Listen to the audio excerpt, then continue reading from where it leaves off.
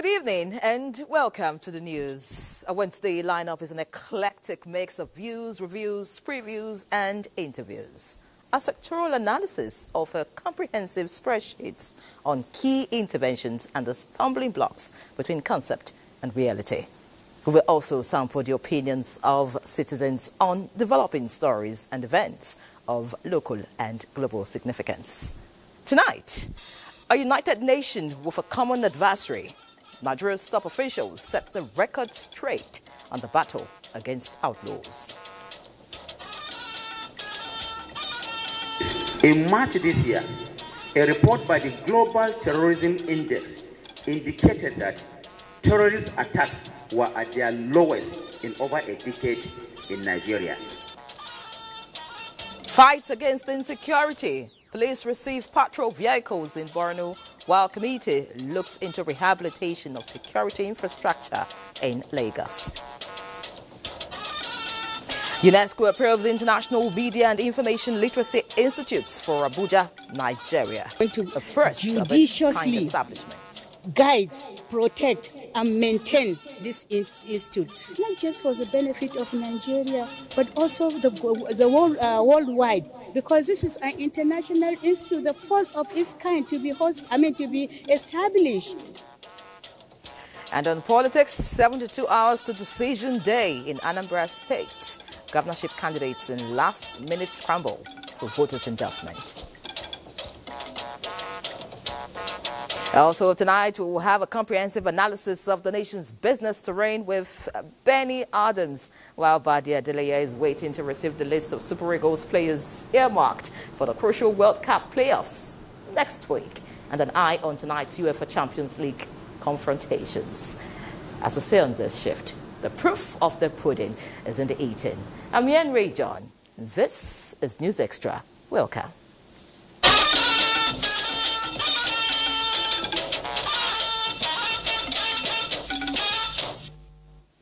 Let's hit the road now as the federal government says the task of keeping Nigeria safe for every citizen is non-negotiable owing to its untiring commitment to faithfully guarantee peace and stability across every corner of the country.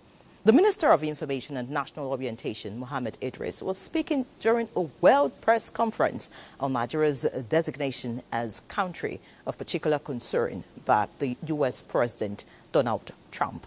Correspondent Abubakar Akwanga reports. Nigeria has said it will welcome assistance from the United States in fighting armed groups as long as its territorial integrity is respected. Officials and experts in Nigeria refuted Trump's claims of mass killings of Christians, noting that Boko Haram and Al-Qaeda-linked groups target people of all faiths. Nigeria and the United States are two giants on the global stage that share common economic, political and social influence spanning many decades with growing partnership in energy and defense. Today, these narratives are threatened following the designation of Nigeria as a nation of particular concern by the U.S. President Donald Trump on the alleged persecution of Christians. Now, the federal government said the claims are untrue and do not reflect on the security reality on ground, as the government is committed to securing every part of the country. In the last 2 years, significant progress, to give you an example, has been made in the war against terrorism across the Northwest, Northeast, Southeast, North Central, and other parts of this country. Within this period, the number of terrorism-related attacks has plummeted. In March, a report, and I want you to listen to this, in March this year, a report by the Global Terrorism Index indicated that terrorist attacks were at their lowest in over a decade in Nigeria. The Nigerian government did not say this. It is also the international community represented by the Global Terrorism Index that has given out this information. The minister explained that several arrests of bandits, terrorist kingpins, sponsors and informants are being made on a daily basis, with the rescue of tens and hundreds of victims from their enclaves. Less than 2 months ago, two internationally acclaimed terrorism suspects, Muhammad Usman and one Abubakar Abba, who are wanted not just by Nigeria, they are wanted by the international community, including the United States, are currently undergoing prosecution after their arrest by a great coordination by our security agencies and the armed forces. The two are believed to be the leaders of Jama'atu Ansar Muslimina fi Bidali Sudan, commonly known as Ansaru. It is Nigeria's Al-Qaeda affiliate.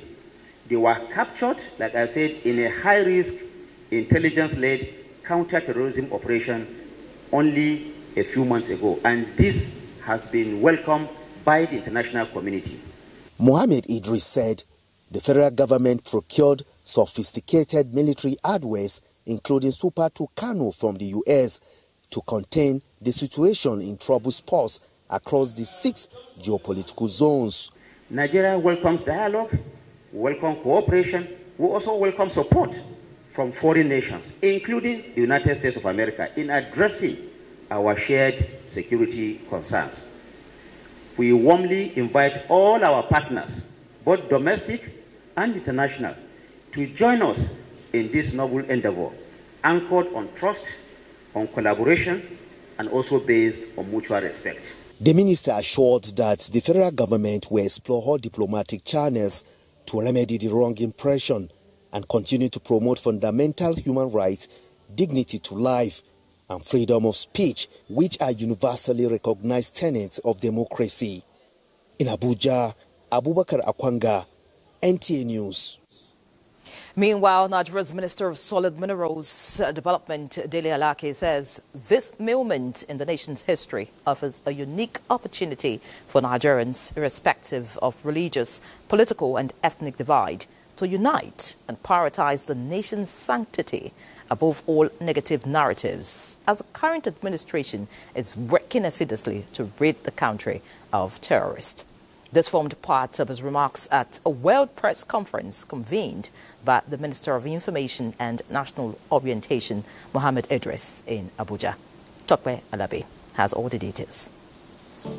Nigeria's protracted confrontation with outlaws is now on the home straight. Key stakeholders say the renewed vigor to see this onslaught to its end has been given a push in the right direction, with the political will to remove the last vestiges of terrorism in the country. Minister of Information and National Orientation, Mohammed Idris' address reeled out results of the war on terrorism under the President Tinubu's leadership in the past 2 years. These include curtailed access to small arms and light weapons to non-state actors, recovery and destruction of over 5,000 military-grade rifles, interception of over 20 gun-running networks, and increased investment in modernized equipment, as well as security and defense budget for security agencies to carry out their duty more efficiently. Meanwhile, number of terrorist attacks in the country has reduced, with Global Terrorism Index spotlighting it as lowest in over a decade. In the last 8 months, the Nigerian military has neutralized over 592 terrorists in Borno alone, freed 11,250 hostages in Zamfara and Kaduna, and intercepted and killed 400 armed bandits who swooped in to attack a village in Zamfara state. And that's an eloquent testimony to the fact that government is alive to its responsibilities and is not shirking any,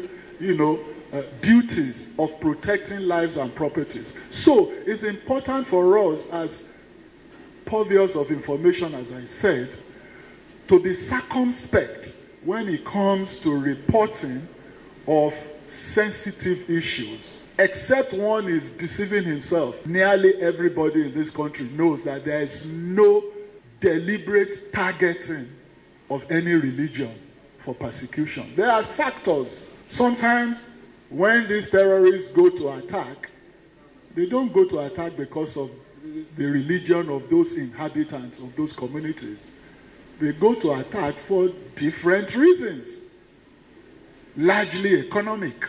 Despite the challenges that persist, the briefing reassured Nigerians of President Tinubu's resolve in tackling the multifaceted challenge. The ministers say the key hurdles to a safe society are currently being scaled, with a positive conclusion in sight. In Abuja, Tokwe Alabi, NTA News. Similarly, a cross-section of personalities have appealed to Nigerians to unite behind the leadership of the country against alleged persecution of Christians by the U.S. President Donald Trump.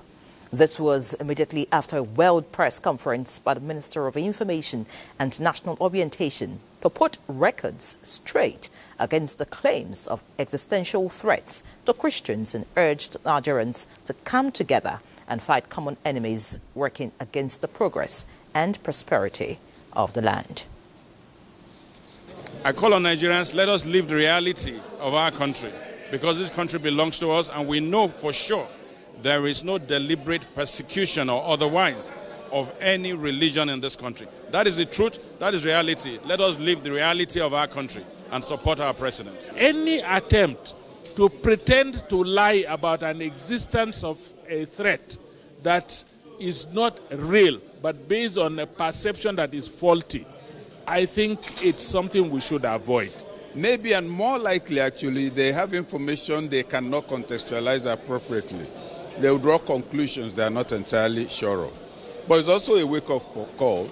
If somebody is saying something about you that is not good or that is not true, get up and talk, otherwise everybody will believe it. In the same vein, the federal government has reached out to the international community, calling for support in its current drive to ensure stability and ongoing reform agenda, while issuing a firm reminder to respect the nation's sovereignty. Representing the Minister of Foreign Affairs, the Permanent Secretary of the Ministry, Umar Ahmed Dunoma, briefed diplomats stationed in their various missions in Abuja in this regard.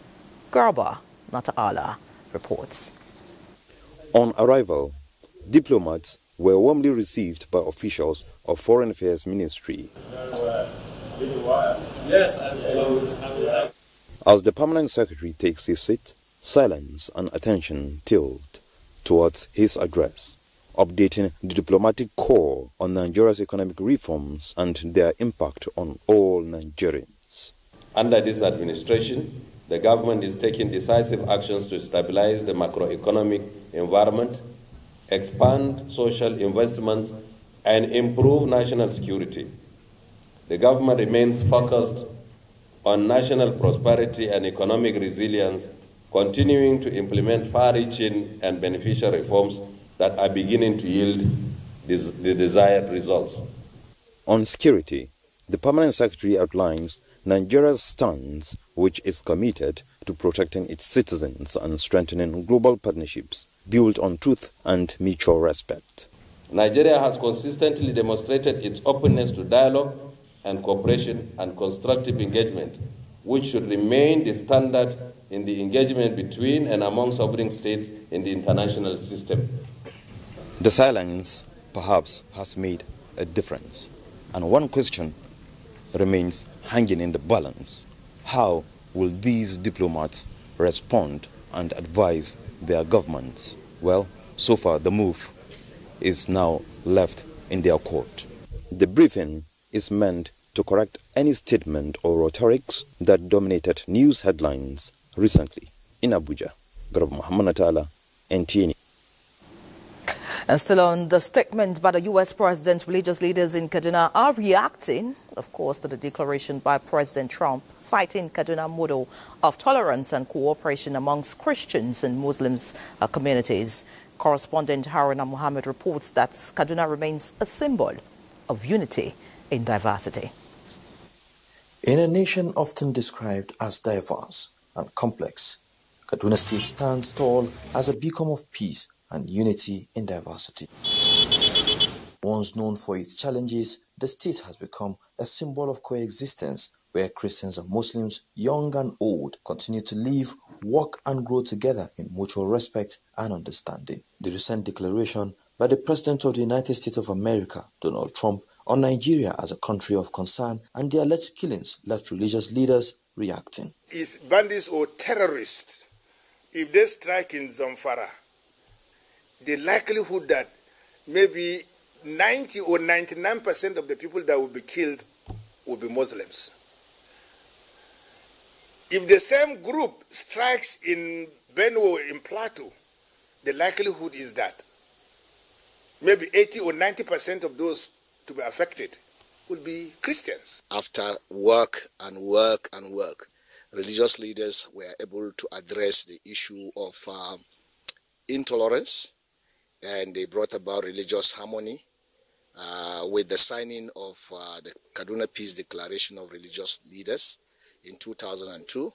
Hostility against people of different religious background reduced drastically.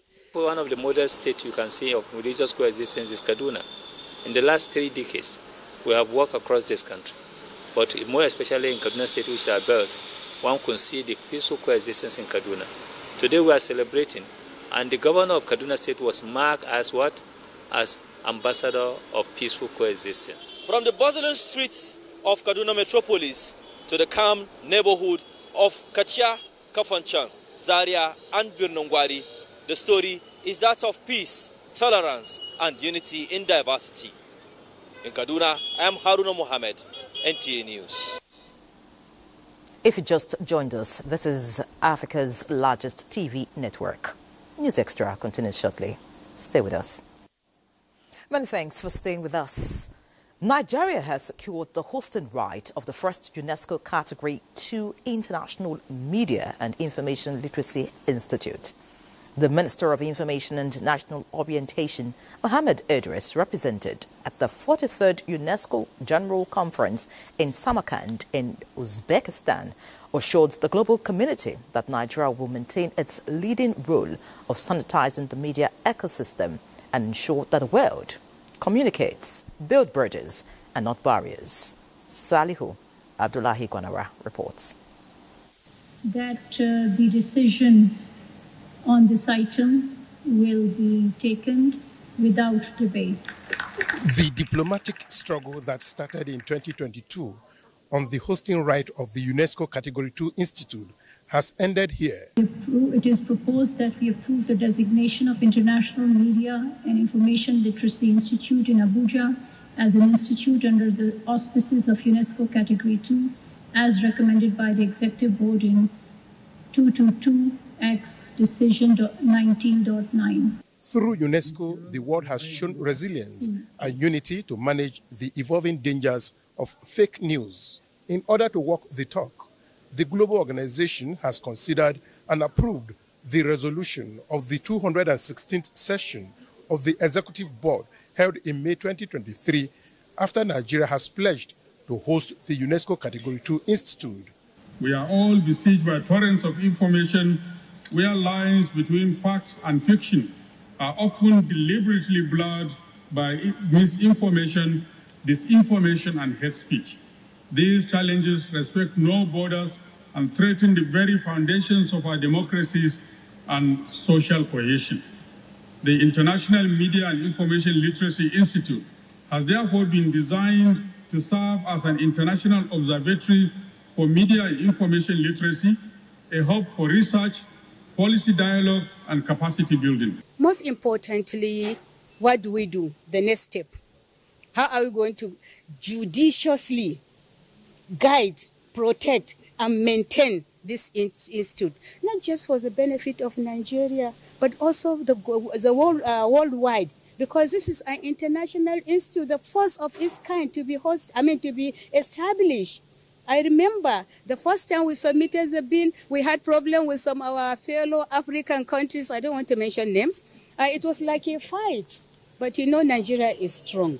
Nigeria is resilient. And for the UNESCO to have this kind of confidence to locate this institution in Nigeria is a step forward in at least presenting Nigeria in good light. Our own side will try as much as possible.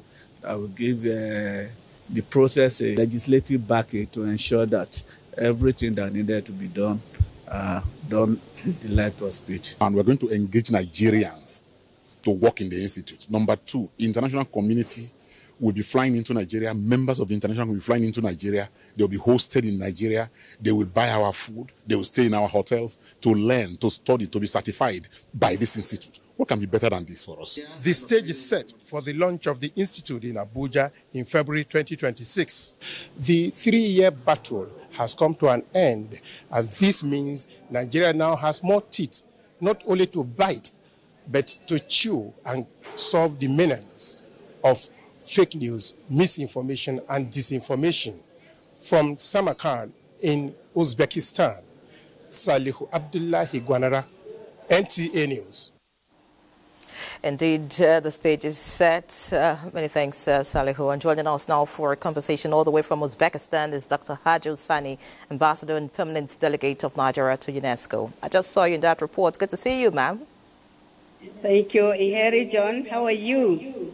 Good morning to you from account here. It's already early morning.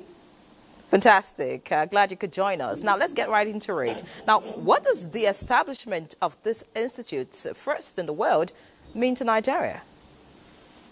I think it means a lot. And just like you rightly said, this is the first of its kind. It's a global institute.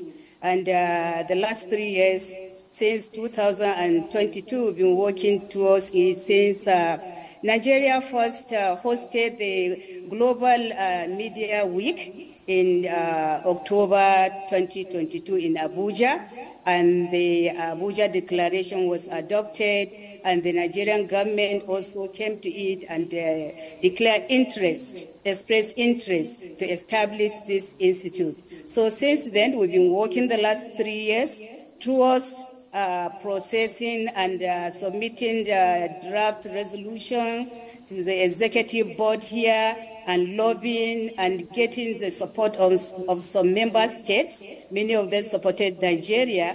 And in the process also, a committee of experts were sent to Nigeria to come and verify the competence to see Nigeria is ready to host this institute. And we got a favorable report, which actually enabled UNESCO to continue, and all stakeholders, including the Federal Ministry of Information and National Orientation. All right. The ministry has done very well. All right, great.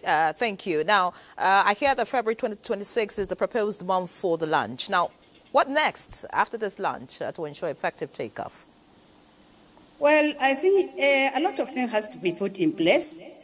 Before the launch, actually, we are working towards to really see where this institute is domiciled in the Nigerian Open University of Nigeria. And what we have now, we are hoping the Minister of Information will continue with what he has been doing, and trying to get the support of Mr. President, who has really actually shown personal interest and committing financial resources to see for the take-up, paying all the counterpart fees that Nigeria has to pay to UNESCO. And I believe by the time this the institute is launched in February, as we're hoping, is going to provide an excellent outfit. It's actually said to be an excellent institute for international advocacy. All right. For advocacy, for research, and for capacity building. Great. That's fantastic. We can't wait for that, Dr. Hajo Sani. But just before I let you go, you actively took part in diplomatic politics. So, I mean, continuously, that's what you do for us. What do your international partners think about Nigeria? Well, I think everyone is happy, to be honest with you. Most of the African countries, they are happy. Something has brought closer to them. Nigeria is a country that no African country will play with. And I believe also other parts of the world, even the developed countries, they will look up to this institute as an institute that will provide them all the necessary training that need for the professional journalists and all those, the younger people. For UNESCO especially, we have the Youth Forum, Youth Strategy on Media and Communication, which I believe even UNESCO, we find it very, very useful. So it's going to benefit a number of country, countless, and of course, worldwide. Thank you very much, Dr. Hajo Sani, Ambassador and Permanent Delegate of Nigeria to UNESCO. You look great in that fabric, by the way. And, thank you. I showcase Nigeria wherever I go. I'm very proud. You need to see how people keep on asking me. I say, yes, this is my national dress. Great to see. Thank you so much for joining us, ma'am. Thank you, Harry. Thank you so much. Bye-bye. All right.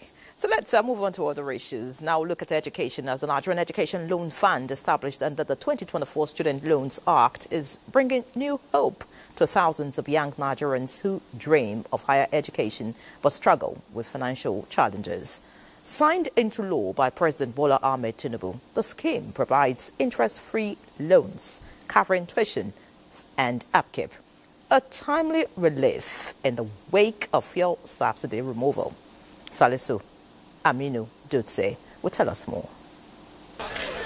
For many young Nigerians from low-income families, the cost of tertiary education has long been a major obstacle. But for 22-year-old Bukar Muti, a 400-level mass communication student at Kashim Ibrahim University, Maiduguri, that narrative is beginning to change. Just like Bukar, Hawa is among over 800 students in the university currently benefiting from the Nigerian Education Loan Fund. The initiative covers tuitions, registration fees, and living expenses, enabling students to focus on their studies without financial anxiety. NEL Fund funding help us to pay our transport money, registration.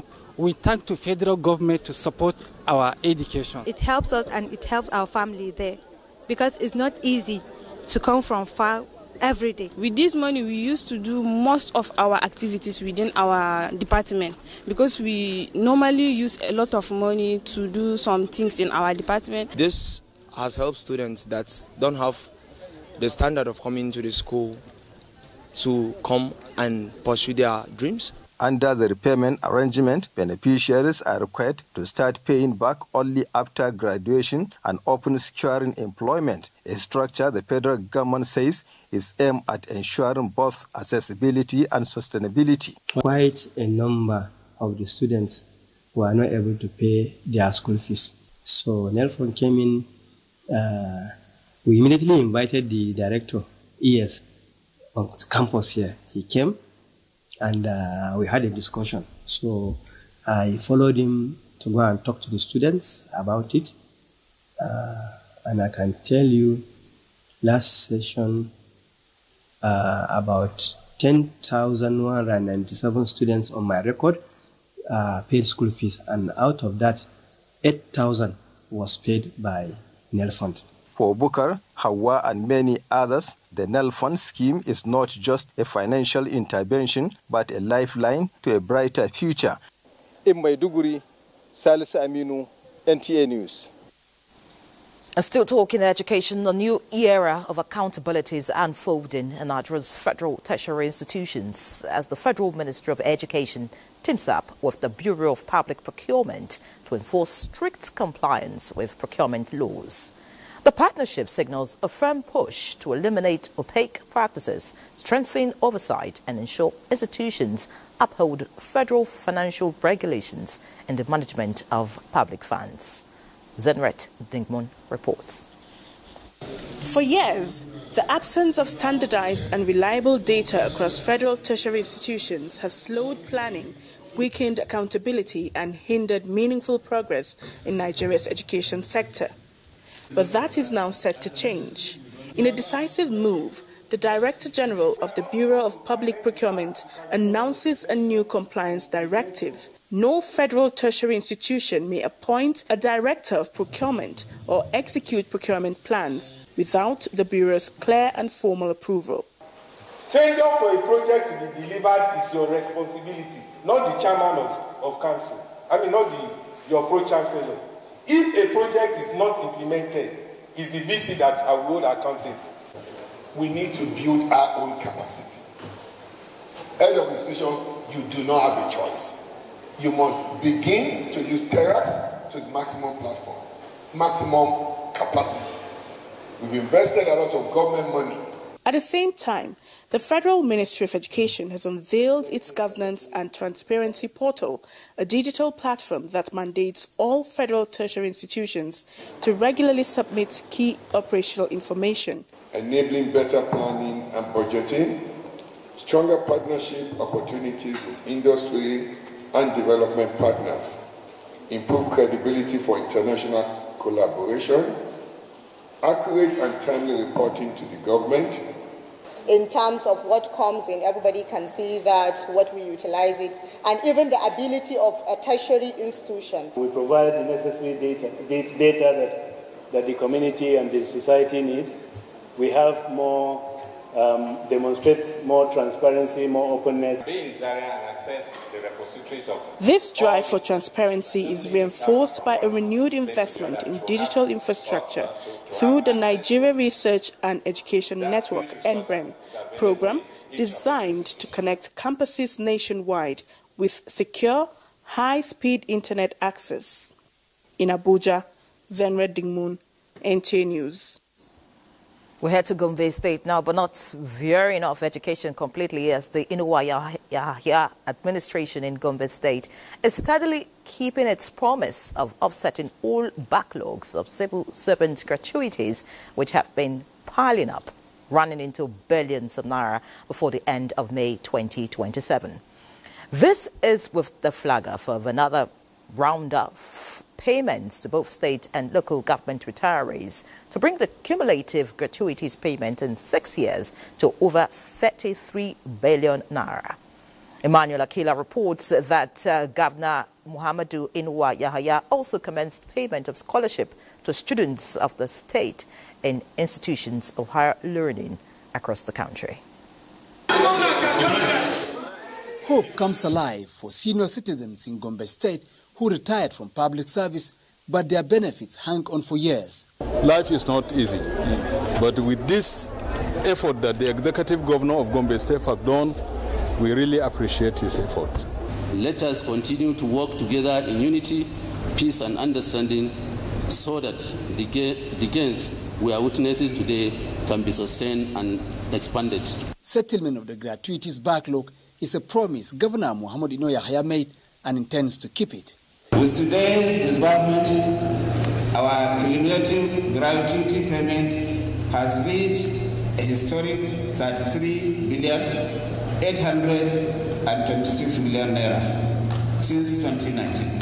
And I would like to assure you that next year we shall pay that of 2024 and 2025. The state government also flags off payment of scholarship to students of the state in higher institutions of learning across the country, including the Adolescent Girls Initiative for Learning and Empowerment Agile and persons with physical challenges at their various levels of academic pursuits.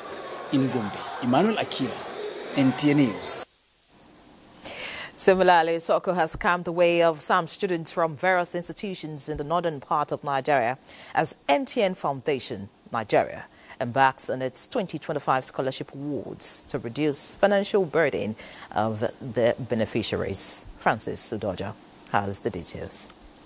It is one thing to be intelligent and willing to acquire education, but there could also be the challenge of meeting financial demands that university education entails.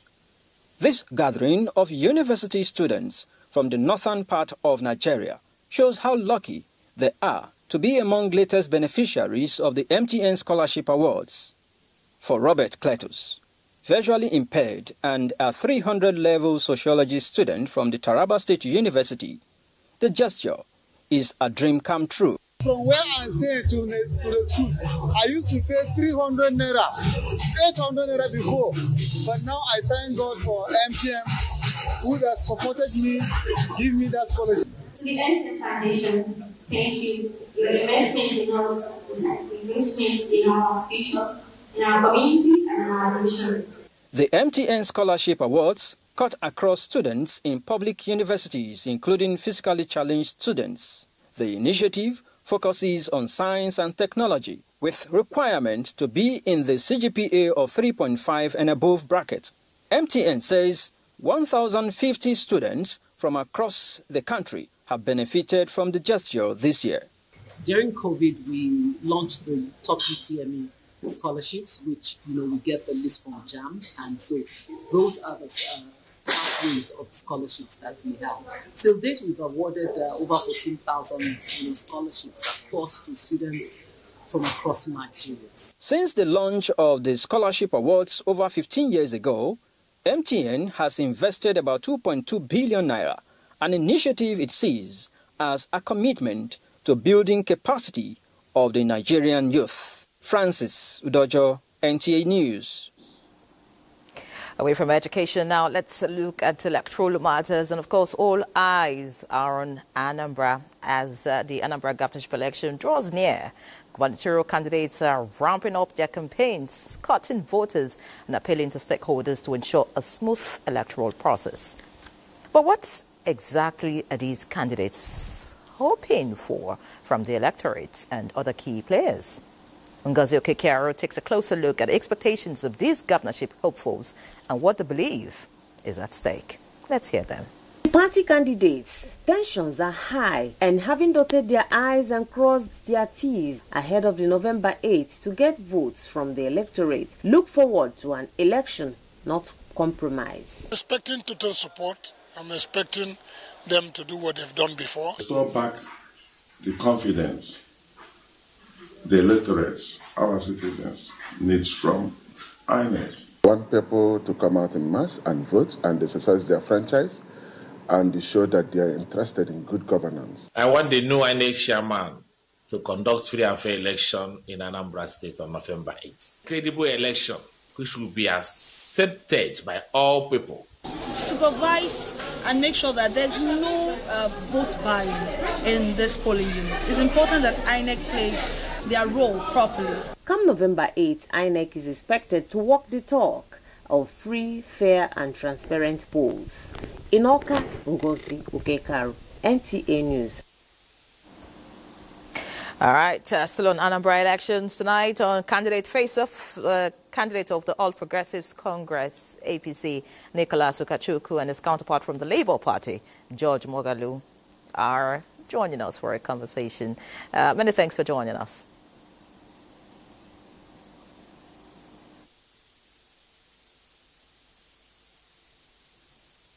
With us, as well as Nicholas Ukachukwu.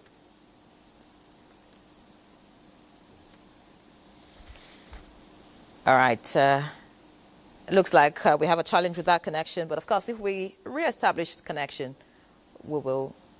Okay, I hear that George Mogalu is with us. George Mogalu of the Labour Party, good to have you on News Extra tonight.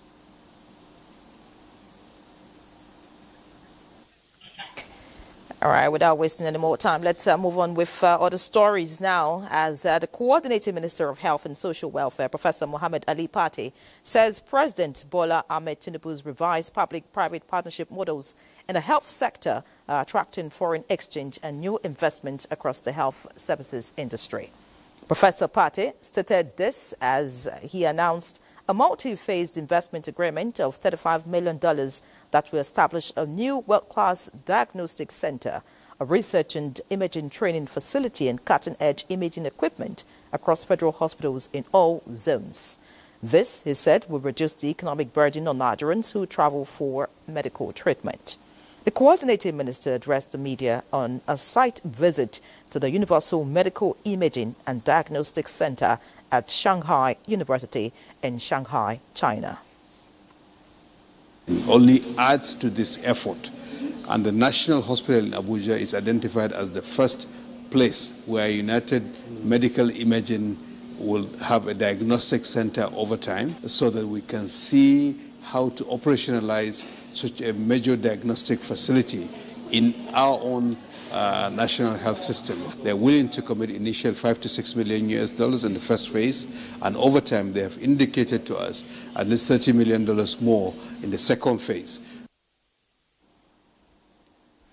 The Minister of Health there and Social Welfare, speaking all the way from China. Now, let's get back to the candidates for the Anambra election. As already mentioned, we have George Mogalu of the Labour Party joining us. George, if you can hear me, good to see you. My pleasure as always. I'm hearing you. All right, just a few hours to the election on Saturday. What's the level of preparedness of your party, for this exercise, and what are you bringing to the table that you expect a number of people to vote for you? We are very prepared. We are looking forward to next Saturday, which is the 8th.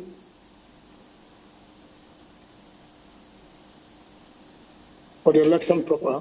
we are very, very welcome. We are bringing to the table integrity, honesty, good governance, because we keep saying we want to change the narrative, and that is what we stand for. So basically, we are bringing a new phase of governance. We are trying to change things and do it better, not just a normal way of doing things. We want to change the narrative and let people, the Anambrarians, wherever they may be, let them be beneficiaries of the good governance. So basically, we want to do things differently.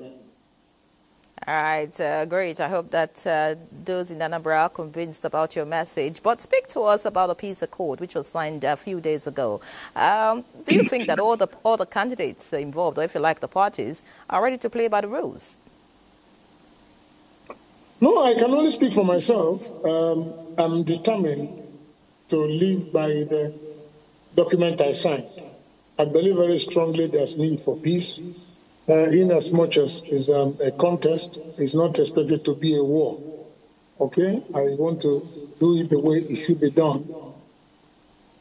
Get around our people, tell our people what I'm bringing to the table, talk to them, convince them, win their confidence, and then get their support.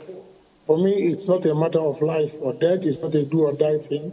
It's about going to tell the people who you are, for those who don't know you, and then sell your manifesto, sell your party's program, and if they buy into it, to God be the glory.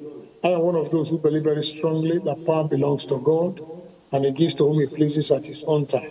What we are doing is to make ourselves available for the will of God to prevail. So for me, it's a very welcome development. I was excited about the sign of the peace accord. All right, many thanks, George Mogalu. I understand that every one of us, what the document we signed says.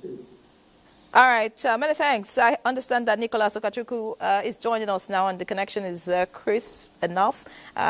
Nicholas, if you can hear me, I'd like you to speak to us about, about the same thing, really. Are you prepared for this election, and what do you intend to deliver to the people of Anambra State if you win?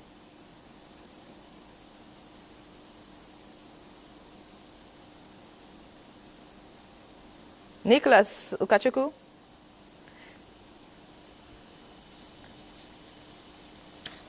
All right, looks like that connection is not as good as we want it to be. But I think I'll round off with George Mogalu now, if the connection is still there. On a final note, I'd like you to speak to your expectations. Speak about your expectations, rather, what you would, want INEC to do differently, and the security agents, of course. Yes, my expectations, actually, being honest with you, is that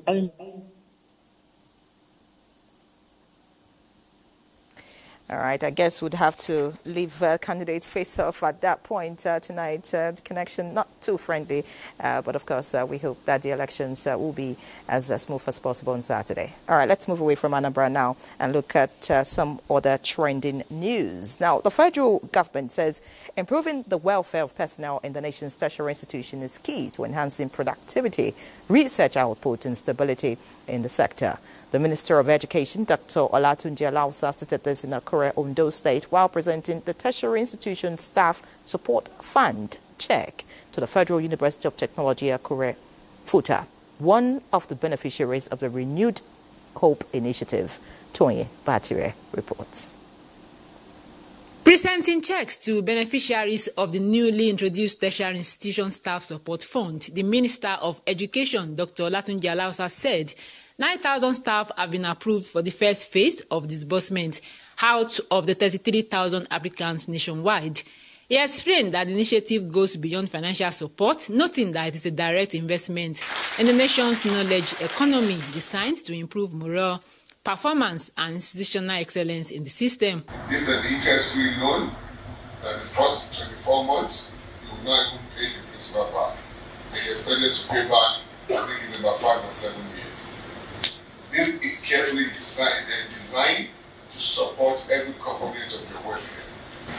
As we strive to build a knowledge-driven economy, the strength of our tertiary education system rests fundamentally on the quality and well-being of its workforce. Vice-Chancellor of FUTA, Professor Adenike Oladiji, and some beneficiaries commended the intervention. FUTA, like many other Nigerian universities, has been beneficiaries. We have beneficiaries of some of the laudable initiatives. We plan on using it for structural development, and it will be a source of income to the family. Now I have more opportunities to expand, to create opportunities for people and to improve my life. The federal government says the staff support fund will be sustained and expanded in the coming years. In Akure, Toyin Batire, NTA News.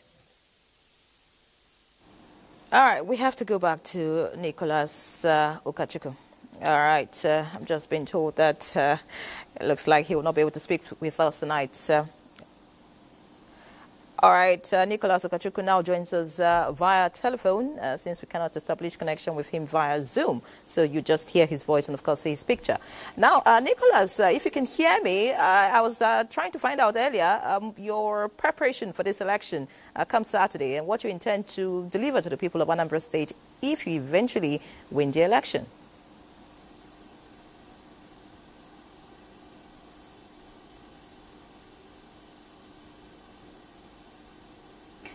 All right, Nicholas Ukachukwu, can you hear me?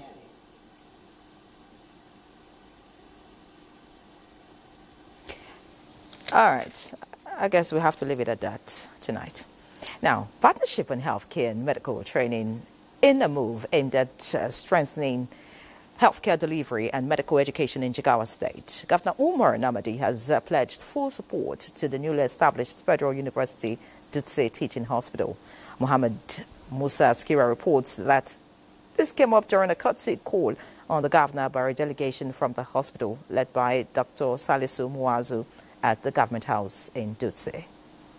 Delegation from the Federal University Dutse Teaching Hospital led by Dr. Salisu Muazu was at the government house to brief Governor Umar Namadi on the progress and challenges of the hospital since its recent takeover by the federal government. Dr. Muazu, who is also the Chief Medical Director of the Roshisha Koni Teaching Hospital, announced that the facility has now been officially handed over to serve as a training ground for medical students of the Federal University Dutse. He commended the Jigawa State government for its unwavering support throughout the transition process, disclosing that 877 staff members have been successfully migrated to the federal government's payroll, over 70% of whom are Jigawa indigents. Responding, Governor Umar Namadi reiterated his commitments to supporting the growth and smooth operation of the Federal University Dutse Teaching Hospital, assuring the management of the hospital of housing allocation for staff, provision of solar power to ensure uninterrupted operations, and land for expansion of the facility. The hospital has great potentials. It will provide skill and knowledge acquisition opportunities for the indigents, because there will be a lot of professionals coming, and it will give an opportunity for our own citizens to learn on the job. As a sitting governor, I have no reason why I cannot advocate and look for whatever help from everywhere for the hospital. The hospital is sited in Jigawa State. I have the responsibility to advance the cause of any institution that is in Jigawa State. Umar Namadi reaffirmed that the partnership between the state and the federal governments will continue to enhance healthcare delivery and human capital development in Jigawa State. In Dutse, Mohammed Musa Askira, NTA News. We'll move away from Jigawa now as the Executive Secretary, Nigeria Police Trust Fund and other stakeholders have commended President Bola Tinubu for assenting to the amended Nigeria Police Trust Fund Act. A move seen as a bold step towards sustainable policing reform and improved security across the country. Francis Fom reports that the amended legal framework is to strengthen funding mechanisms for the Nigeria Police Force towards addressing long-standing challenges of logistics and operational support.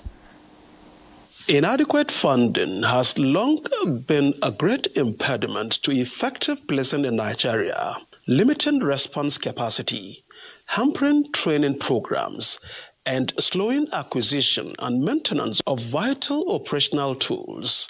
But the signing of the amended Nigeria Police Trust Fund Act into law by President Bola Tinubu is a game changer for the Nigeria Police Force. It is a step in the right direction, given that the approval of this bill to become an act will greatly reform and strengthen and also better reposition the Nigerian police for quality service delivery Executive Secretary of the Nigeria Police Trust Fund, Mohammed Shaidu, expressed deep appreciation to the President for demonstrating strong political will to reposition the Nigeria Police Force. It gives it now a longer lifespan. It gives it more structure. So we're more on ground. So that's why I say we need to actually commend the President, first of all, for even signing the extension in the first place before this reenactment of the law, making this agency, making the trust fund an actual agency and removing the sunset clause. So commendation to Mr. President and the Police Council for actually making this happen. It sees that now we have an executive that has the will and that is willing to push this policing agenda forward. It is a very significant landmark that was actually done a couple of weeks ago. The assent to the Nigeria Police Trust Fund Act marks another milestone in Nigeria's journey towards modern, efficient and accountable policing, capable of confronting contemporary security challenges and restoring public confidence in law enforcement. Francis from NTA News. And still on security issues, as part of continued efforts towards enhancing security and maintaining social order in Borno State, Governor Babagana Umar Zulum has distributed 63 additional vehicles to volunteer forces and the Rapid Response Squad. The distribution was held at the Government House in Maiduguri.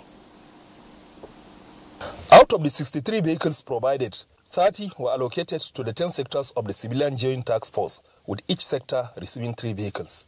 6 vehicles were given to hunters, while security agencies that make up the Anti-Social Vices Squad, comprising NSCDC, DSS, Correctional Service and Immigration, received 2 each, with NAPTIF getting 1, while the Rapid Response Squad receiving 15 vehicles. The vehicles are expected to enhance security operations and curb criminal activities within Maiduguri and environs. Governor Zulum, who appreciated the security volunteers for their sacrifices towards restoring peace in the state, charged them to use the vehicles for the intended purpose.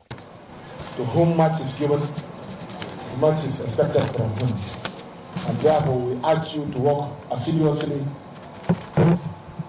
with the Nigerian Army and ensure that Maiduguri Metropolitan Council and its environs is being rid of criminality.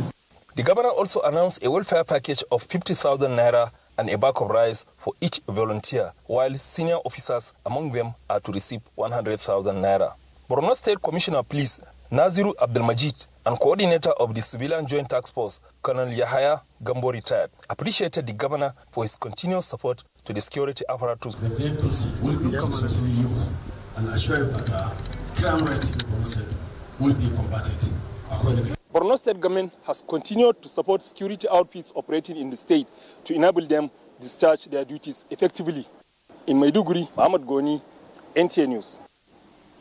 Meanwhile, conducive learning environment with modern infrastructure and digital equipment will go a long way in restoring the pride, professionalism and confidence of security personnel in Nigeria. Chairman, National Economic Committee, NEC, Governor Peter Umba of Enugu State, re-emphasized this during an oversight visit to security training institutions in Lagos. Diana Ajale reports. The National Economic Council Committee, led by Governor Peter Umba of Enugu State, also had Dakpo Abiodun of Ogun State and former Inspector General of Police, Alkali Baba Usman, who is the Secretary of the Committee on the oversight visit. The status of this move is to ascertain the needs of the security training institutions with the aim to improve training facilities across the country, aligning with President Bola Tinubu's vision for a trillion naira economy and enhanced security architecture. We also have with us the consultants. These consultants are going to do a deep dive. They are going to do a deep assessment of what we need to rebuild, what we need to re-equip, and what we need to sustain these training institutions. Police College Training School, Ikeja, which was built since 1948, was the fourth port of call in need of overhaul. The President has approved the recruitment of 30,000 policemen and women. We know that they need to be imbued with the evolving 21st century skills. Following President Bola Tinubu's directive to deliver reports within 30 days, Chairman Peter Mba said the committee has been divided into 2 subcommittees to ensure timely and effective completion of its task. In Lagos, Diana Ajale, NTA News. Let's pause again. There's more news after these commercials. Stay with us. Thank you for remaining tuned. Behind every functioning system are the people who make it work and those who rely on it. For over 2 decades, Nigeria's pension system has navigated a series of challenges, with stakeholders consistently calling for greater efficiency, transparency, and accountability. Maria Ado-Zakari will complete the story. Since the shift from the defined benefit scheme to the contributory pension scheme in 2004, pension assets have grown remarkably through strategic investments. With over 19 trillion naira in assets, Nigeria's PENCOM is one of the largest in Africa.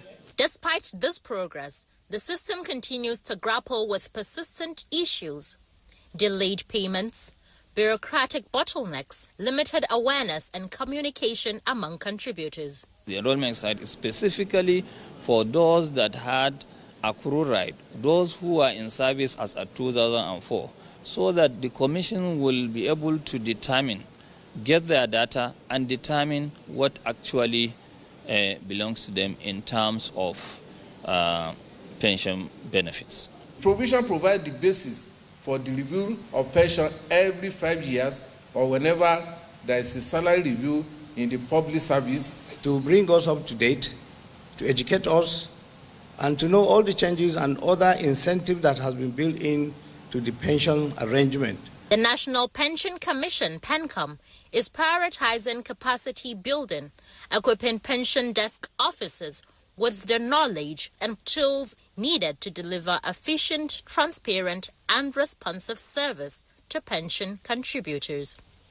Maria Ado-Zakari, NTA News. Good news for pensioners. I'm sure Benny has more good news for us. Let's hear him. Benny. Sure. It's good news all the way. Now, Minister of State Industry, John Owen Eno, has assured that the federal government would continue to provide all the necessary support towards ensuring that only products that meet quality and safety standards, in addition to value for consumers of products across the country, are in the market. This is as the Standard Organization of Nigeria is providing facilities for product testing, certification, inspection, and market surveillance in Niger, Sokoto, and neighboring states. The stakeholders say it is all about fully delivering on its mandates of promoting industrial growth and advancing the socio-economic development of Nigeria. If every lab, every test of product has to take place in Lagos, of course it affects, the quality of work. It affects what progress that you can make. But so having to have, a Sun office in Sokoto that has the full complement of laboratory and everything, and it makes it easier. It is my sincere hope that this facility will serve its purpose to promote excellence of all standard and advance the cause of quality in all sectors of our economy. Through collaboration between the federal and state institutions, we can build stronger systems that work for the people. The true measure of our success lies in the quality of services we deliver and the impact we make on lives and livelihoods. Now, moving on, Vice President Kashim Shettima, represented by Dr. Tokwe Fasua, Special Advisor to the President on Economic Matters, alongside regulators, scholars, development partners, and investors from across the African continent, have called for deepening the adoption of Islamic finance as a tool for inclusive and sustainable economic transformation across the continent. This was at the 7th African International Conference on Islamic Finance hosted by the Metropolitan Law and Skills in collaboration with the Securities and Exchange Commission, SEC, with the theme, Africa Imagine a Prosperous and Inclusive Outlook.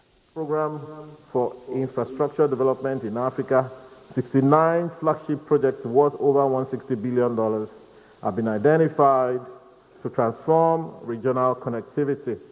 In Nigeria, we are complementing this continental effort through InfraCorp, a partnership blending public and private capital to fund metro lines, dry ports, and industrial corridors. We are investing in renewable energy and local manufacturing, ensuring that Africa does not merely consume technology, but produces it.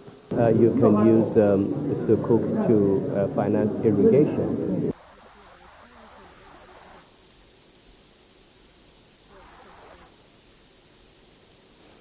Well, moving on, let's look at the stock market at this time as the final bell rang across the continent, marking the end of a day where Africa's leading capital markets danced to separate tunes. The market in Nigeria experienced a bout of profit-taking, leading to a noticeable drop in the all-share index by 1.19%. The South Africa GSE Top 40 finished firmly in green, appreciating by 1.19% also, while the Tunisia Tune Index demonstrated resilience, with the index largely appreciating marginally by 0.17%. That is it and business. Nyeri, you can take it from here.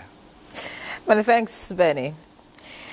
Now, Nigeria's government is committing to build an inclusive, research-driven, ethical and responsible technology systems, especially when it comes to artificial intelligence for quality service delivery to citizens.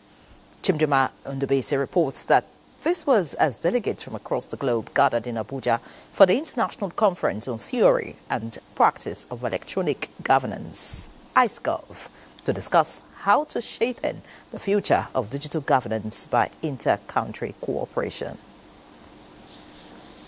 Government is increasingly using digital technology to deliver services faster to citizens, from renewing passports online to applying for business permits, all to make life easier while ensuring accountability and transparency.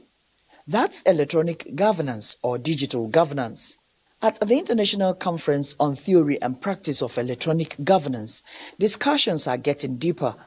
It's not about governments just delivering digital services, but about making them serve even those in the remote parts of the world, as well as how governments of developing and developed countries can cooperate to make this happen. Governments and states should listen and moderate discussions about public affairs, shape political agendas to respond to uncovered needs, and secure the digital space for such discussions, free from hate speech. Nigeria is conscious of driving citizen-oriented digital governance, prioritizing digital literacy. Again, it's the issue of artificial intelligence governance, of which Nigeria is making headway.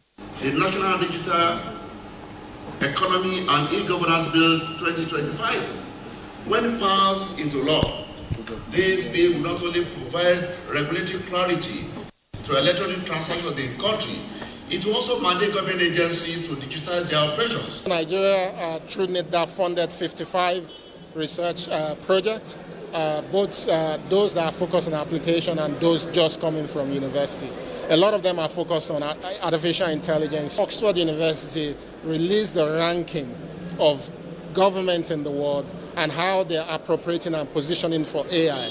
And guess what? Nigeria was scored 100% in terms of vision for AI. When you are digitally literate, you have the know-how on how to use the technology safely and responsibly. As artificial intelligence continues to shape daily life and policy, it's about how such emerging technologies can be used to encourage innovation, yet keep people protected against cyber criminals. Chimdema Ndubisi, NTA News. Another break is due. Please don't go away. Glad to have you back. President Bola Tinubu has requested the National Assembly to approve a borrowing program of 1,150 billion naira from the domestic debt market to close unfunded gaps in the 2025 budget deficit. The President's request was read on the floor of the House of Representatives by Deputy Speaker of the House, Benjamin Kalu. Mitare Ikben has details. The House of Representatives honored its decision to reconvene plenary on Wednesday while the issue of outstanding debt owed local contractors is being addressed. Lawmakers were, however, in closed-door deliberations over the issue for more than 2 hours. NTA News gathered that during the closed-door sessions, lawmakers demanded full implementation of the capital component of the 2024 Appropriation Act by the executive, as well as commencement of implementation of the 2025 budget. President Tinubu's request was thereafter entertained in plenary.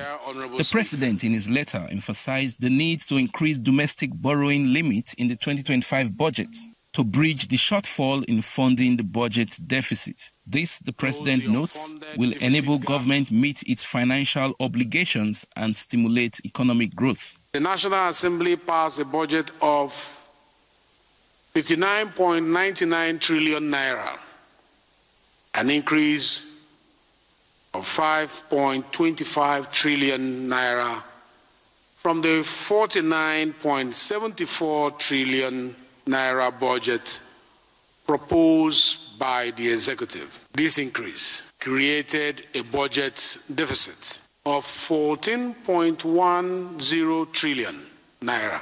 However, the proposed borrowing approved in the budget was 12.95 trillion naira. The loan request has been referred to the House Committee on AIDS, Loans and Debt Management for consideration. The House also passed 3 bills. One, to amend the Raw Materials Research and Development Council Act to protect local manufacturing industries, and 2 others to establish the Chartered Institute of Public Health Studies and Administration, as well as establish the Federal Medical Center, Gumel, Jigawa State. House plenary has been adjourned to Tuesday next week. From the National Assembly, Mitaire Ikben, NTA News. Let's take another break. Please remain tuned. Let's join Badi for sports news. Many thanks, Yara. Let's begin with this big news for football lovers in the country, as the Nigeria Premier Football League has signed a major broadcast deal that will allow fans to watch live league matches for free across the country. At a brief ceremony in Abuja, the NPFL partnered with a leading content production company and TV development giants, with NTA Sports set to play a central role in airing the matches on digital, terrestrial and satellite platforms. The event had in attendance NFF President Ibrahim Gusau, NPFL Chairman Benga Elegbeleye and NBC DJ Charles Ebuebo, who hailed the deal as a big win for Nigeria's digital switchover. The way of pay TV anymore. We want every home to have access to our matches, and we decide to opt for free TV. It is a milestone event for me where we see this happening in our time.